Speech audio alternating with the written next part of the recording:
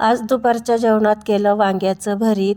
तर हे वांग्याचं भरीत आहे ना एकदम चवदार लागतं. का तर आपण त्याला भाजून करतो त्यामुळं ते चवदार लागतं.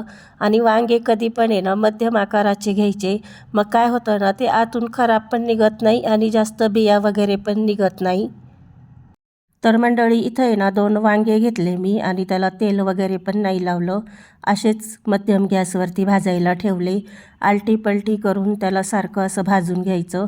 आणि वांगे भाजले का हे कसं ओळखायचं ना, ते साल्ट जे आहे ना ते उडून बाजूला पडायला लागतात. चमच्यानी किंवा सुरीने असं दाबून बघायचं त्यातून पाणी वगैरे निघतं का, कारण त्यातून पाणी पण निघत असतं. तर वांगे आपले छान भाजले गेले समजायचं. आता वांगे भाजून ताटात काढून घेते म्हणजे थंड होईल तोपर्यंत पीठ मळून घेते. आणि एका शेगडीवरती मी वरणाचा आणि भाताचा कुकर पण लावून घेतला. आपलं वांग्याचं भरीत होईपर्यंत पीठ चांगलं भिजल. तर आता वांगे एकदम गार झाले तर त्याचं थंड झाल्यानंतर त्याचे साल आपोआप निघायला लागतात. फक्त वरच्यावर आल्लाद त्याचे साल काढायचे ताटामध्ये घेऊन. आता साल सगळे काढून झाले आणि त्याला असं चमच्याने फोडून बघायचं आतून खराब आहे का. तर आतून अजिबात वांगे खराब नाही निघले, दोन्हीसुद्धा खराब नाही निघले. मी म्हटलं ना एकदम मध्यम आकाराचे घ्यायचे, जास्त लहान आकाराचे पण नाही, जास्त मोठ्या आकाराचे पण नाही. आणि त्याला चमच्याने काय करायचं असं फक्त तुकडे करून घ्यायचे आणि देठ बाजूला करून टाकायचं.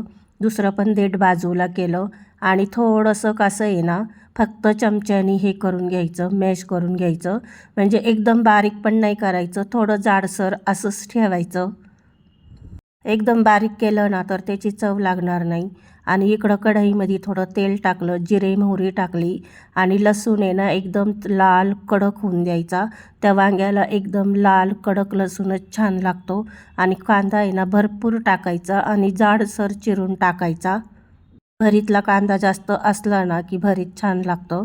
तर कांदा आहे ना फक्त अर्धा मिनिट होईपर्यंत परतून घ्यायचं, जास्त लाल वगैरे करायचा नाही.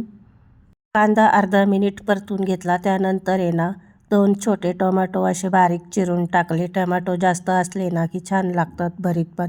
तर आहे ना ते टोमॅटो आहे ना थोडे गळू द्यायचे, थोडं त्याचं पाणी निघू द्यायचं, म्हणजे एकदम थोडं गाळून घ्यायचे टोमॅटो आपल्याला. तर 1 मिनटं परतल्यानंतर थोडीशी हळद टाकली, थोडी लाल मिरची टाकली आवडीप्रमाणे आणि थोडा आहे ना मॅगी मसाला टाकला.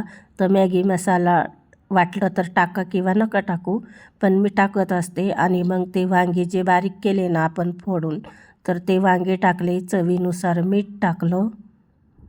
ह्या वांग्याच्या भरीतला आहे ना जास्त मसाला लागत नाही, फक्त आपला रेग्युलरचा मसाला असतो ना हळद मीठ मिरची तेच लागतं, जास्त काही लागत नाही. आणि त्याला असं आहे ना आल्लाद चमच्याने परतून घ्यायचं.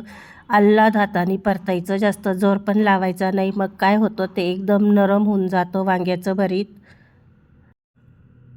एकदम हलक्या हाताने परतलं ना तर जाडसर राहतो भरीत. आणि वरनं कोथिंबीर टाकली तर असं आपलं भरीत तयार झालं. आणि भरीत तयार होईपर्यंत आपलं पीठ पण छान भिजलं. तर पोळ्या पण तयार झाल्यात आपल्या.